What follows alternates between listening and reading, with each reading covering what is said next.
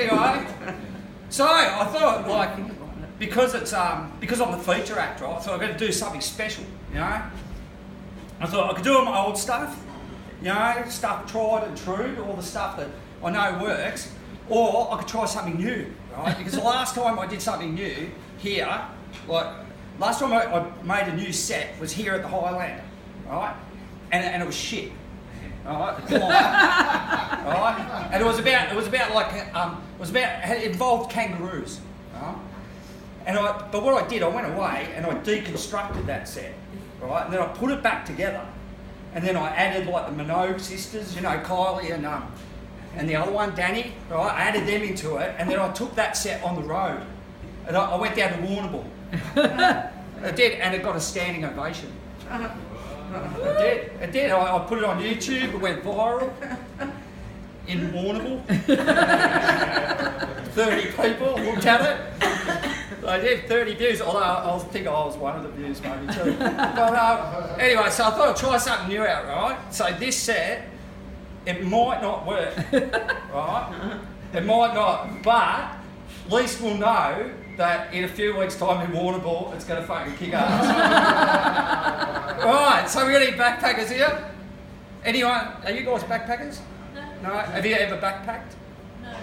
Anyone? Anyone here's backpacked?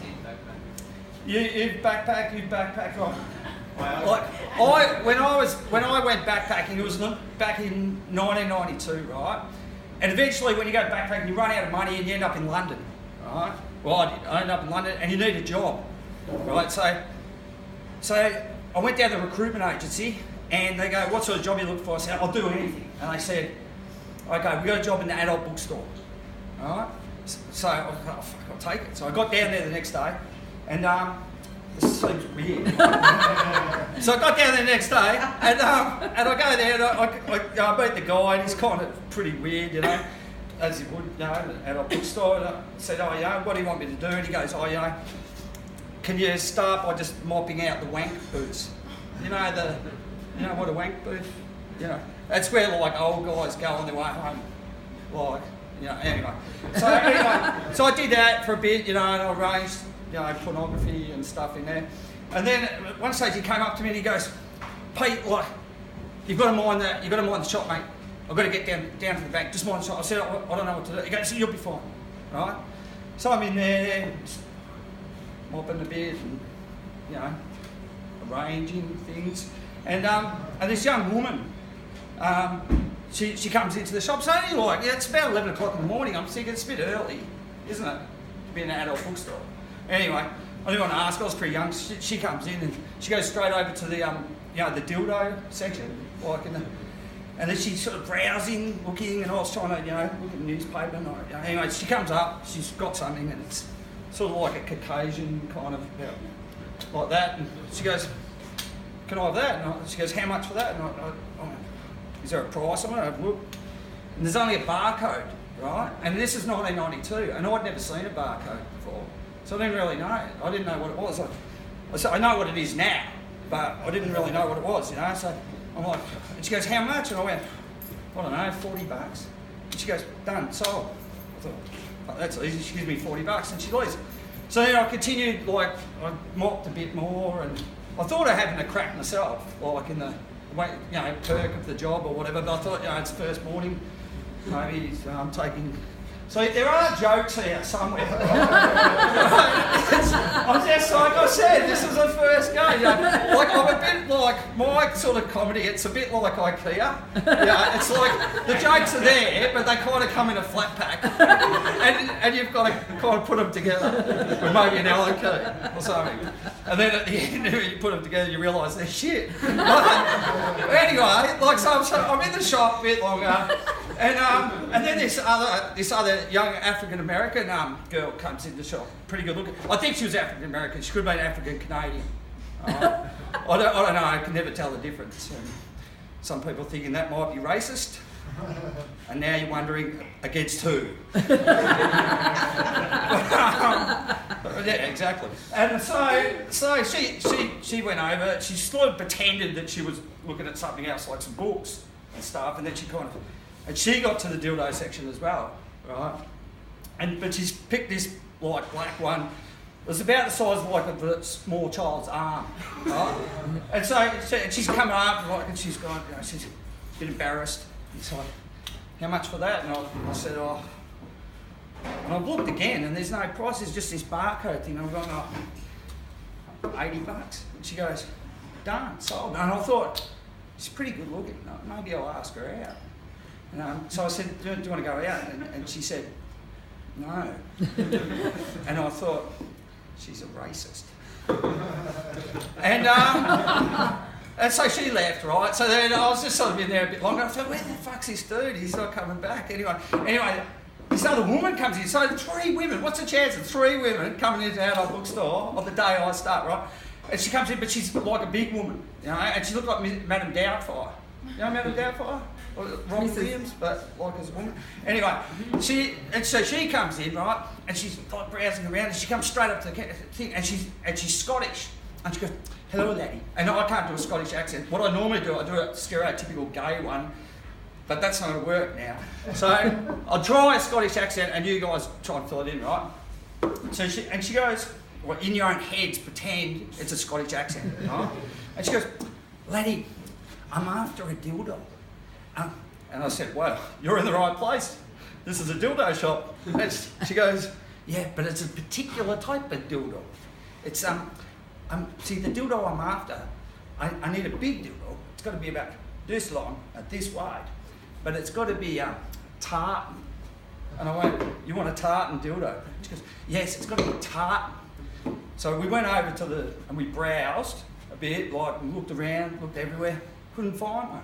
And she said, do you think you could go out the back and have a look out the back and see if there's a tartan dildo out the back? So I thought, oh, she seemed pretty nice. So I went out, looked around. I came back. I said, will this do the trick? She goes, that's exactly what I'm looking for. And so she goes, how much? I went, $160. And she goes, sold. So she leaves. Then the boss guy comes back, right? And he comes out and he goes, how'd you go? And I said, I've sold 3 dildos. And he goes, well, how much did you sell them for? And I said, oh, well, you know, he goes, how do you know the price? And I said, I didn't show you the barcode system. And I went, what's a barcode system? It's 1993, right? And she goes, he goes, the barcode. You go, and he grabbed a book and he goes, ding, and there's the price. And I said, oh, I didn't know about that. I said, you didn't show me. And he goes, well, how did you know what to sell? I said, oh, I just guessed. He goes, well, what did you sell? I said, I sold a Caucasian, like a 6-inch Caucasian dildo. Like, he goes, how much did you sell that for? I said, $40. He goes, well, that's all right. We normally only sell them for 20. And he said, what else did you sell? And I said, oh, I sold like that black one. He goes, the one like the baby's arm. And I said, yeah, that one. And he goes, how much did you sell that for? And I said, oh, I sold that for $80. And he goes, oh, that's pretty good. We normally only sell them for 40. And I said, well, if you're happy with that, you should see how much I sold your thermos for. So there is a joke there. How much time have I got? Yeah, keep going. Keep going? Yeah. Shall I do the kangaroo one? Yes, go for gold. All right, I wasn't going to do a thing. So like I said, I was down in Warrnambool a couple of weeks ago. Anna was there, David was there. It was pretty good. And I hadn't been for Warrnambool for a while, and it sort of brought back memories because our family, they're from Warrnambool. You know, they. You want to hear the Warrnambool story? Yes. Yeah.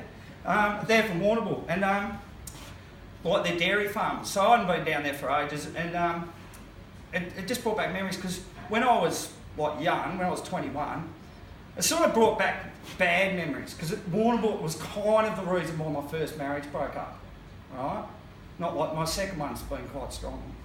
But it's like that's how my first marriage sort of broke it up, and I'll explain it. Like, Dad, I was quite nervous when I was young. Like, I was really scared and, you know, afraid and stuff like that, and especially around women. Like, I couldn't bring myself to actually talk to women, you know, like, and so it was 1989 and I was 21, I was still a virgin. Right? It's pretty old to be a virgin, you know. And so Daddy thought, you know what I'll do, I'll send you down to the cousin's dairy farm in Warrnambool and they'll toughen you up a bit, you know. So I'm down in Warrnambool, and this is back in 1989, so it's not Warrnambool. Back then it wasn't the entertainment hub that it is now, right? So there was not much to do on the weekends, you know. So I'd just be out, you know, like on a Saturday night, I'd just make a fire, and there'd be the stars and all that, and it'd just be me and my horse, and some sheep, and a couple of the cows come out, and a kangaroo named Kylie. Right? And I know its name wasn't really Kylie, like, you know, its name was probably like something like that, but, you know, I just called it Kylie.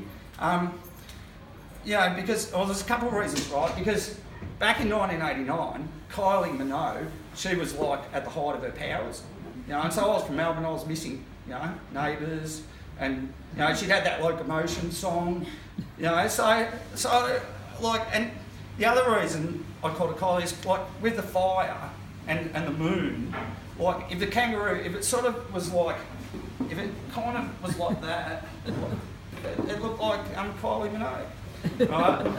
So anyway, after a couple of months being down there, Daddy said, come back to Melbourne. So I came back to Melbourne, but now I'm like confident, right? I was really confident. So I met a woman straight away, and like we instantly, like, we fell in love, you know. But the problem was she was a virgin, and back then in 1989, if you wanted to make love to someone, you had to get married first. Like, you did. It's not like today where, like, you young people, you just kind of, you know, take a photo of your nether regions and kind of send it via Instagram to someone, you know, arrange to meet down the local bus shelter, have a quick route on a wheelie bin, and fucking head off down to Centrelink, pick up your cheque. But no, back in 1989, it was a much more simple, serious time, you know. So I asked her to get married, and we had a quick engagement because I was horny as fuck because I'd been down in Warrnambool, right? And so we got back. We had the wedding and that, and then we got back to the hotel, and she went into the hotel room to make herself right, you know, ready for the lovemaking. Makeup and all that stuff, right? So I thought, fuck, I'm going to get ready as well. So, like, I moved all the furniture out of the hotel room, I parked it into the hallway, and I put the bed up against the wall, and I pretty much cleared the whole room. And she came out, and she was looking really good. Like, she was like red teddy and makeup and all that. And she goes, Peter, what are you doing? And I said, well, what's it look like, you know? Getting ready to make love. And she goes, but why have you moved all the furniture out of the room? And I'm not sure, like, to this day, I'm not sure, but I think what I said next might have ended the relationship. Because I said, well, I don't know about this making love to a woman, but when you fuck a kangaroo, you need a lot of space. Oh no, you should have heard the fucking reaction. Oh, get your hands off me. Oh, you're disgusting. I said, calm down. She goes, calm down, you fuck kangaroos. I said, kangaroo. It was one fucking kangaroo. Like, and she goes, it doesn't matter how many there are. You know, I said, it did look like Kylie Minogue. And she goes, it doesn't matter who it looked like. I said, it could have been Daddy. She goes, it's not about the Minogue sisters. She goes, you should be locked up. You're sick. I said, well, now you're over-exaggerating. As if you can get locked up for that. She said, you can. She goes, it's against the law. I said, since when? She goes, since the beginning of Federation. I said, well, this is 1989. There's no way I could fucking fact check that, could I? There was no internet back then. No? Fucking, but I've looked it up since then. And it's right, you're not allowed to fuck kangaroos. So, anyway, so I don't know, after like a couple of months and maybe 1 or 2 restraining orders, I had to say goodbye to that relationship and close the door on it. And but you know, as they say, one door closes, another one opens. That's when I met my current lovely wife over there. And see, she's French and she's a lot more understanding than the other one. That's true, because when push comes to shove, the French will pretty much fuck anything. That's it. That's got to be it. Yeah. Round of applause for Peter Murphy.